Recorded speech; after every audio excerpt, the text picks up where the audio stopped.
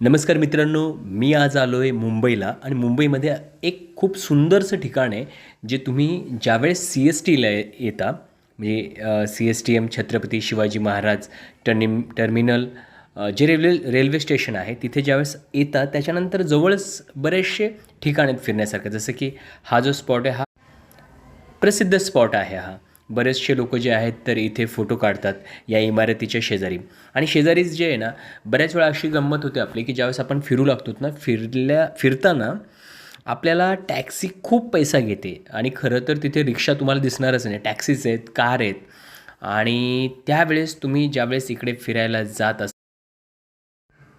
त्यावेळेस एक सोपा उपाय काय माहिती का, की इथे रेल्वे स्टेशनच्या शेजारी एक खूप सुंदरसं बस स्टँड आहे, जिथे डबल डेकरच्या बस आहेत आणि त्या डबल डेकरच्या बसमध्ये बसून तुम्हाला जिथे जिथे जायचं आहे त्या सगळ्या गोष्टींचा तुम्ही उपयोग करू शकतात किंवा तिथं चांगल्या पद्धतीने तुमचे पैसेही वाचतील, जेणेकरून तुम्हाला इतर ठिकाणी पैसे फिरण्यासाठी तुम्हाला ते खर्च करण्यासाठी किंवा खाण्यापिण्यासाठी वापरू शकता. आता करायचं काय?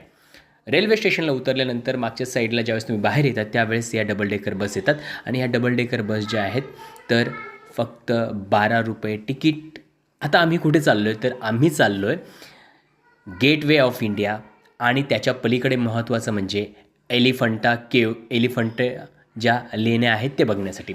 सोपी गोष्ट काय करायची आहे की या बसचं तिकीट घ्यायचं आहे 12 रुपये पर व्यक्ती. एका व्यक्तीचे 12 रुपये लागतात त्या आपल्या गेटवे ऑफ इंडियाला यायला. आणि वरती जाऊन बसा, मस्त छान व्ह्यू वाटतो सगळं दिसण्यासाठी. आणि ही जी बस आहे तर AC बस आहे. तर तिकीट काढल्यानंतर आम्ही बसल्यानंतर अगदी अगदी खरं तर झालं तर तुम्ही शक्यतो काय करायचं, पुढची जी सीट आहे ना एकदम एक नंबरची ती सीट म्हणजे शक्यतो बसायचं आहे. म्हणजे अगदी ड्रायव्हरची जी फील असते ना ती येते आपल्याला, कारण अगदी आपण समोर असतो. आता ही बस सुरू झाली आहे आणि बस सुरू झाल्यानंतर अगदी आपण पुढे गेल्यानंतर इंडियन नेव्हीचं जे मुख्य कार्यालय मुंबईतलं आहे ते आपल्याला दिसू लागतं आहे.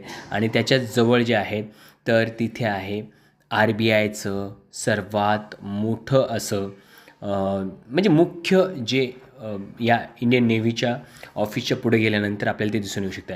आता ही इंडियन नेव्हीची जी शिप आहे त्याच शिपची ती प्रतिकृती आपल्याला दिसून येऊ शकते. खूपच सुंदर पद्धतीने गेली. आता बघा रस्तासुद्धा रविवारचा दिवस आहे, सकाळची वेळ आहे, त्यामुळे सकाळची वेळ असल्याकारणाने लोकांची गर्दी एवढी नाही आहे.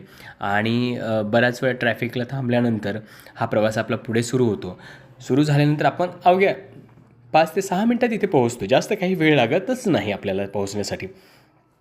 आणि छान वाटतं अगदी पुढे जर बसलात तर सगळा जो काही परिसर आहे तो आपल्याला बघता येतो. त्यामुळे तुम्ही काय करा, जर प्रवास करत असाल तर या पद्धतीने करण्याचा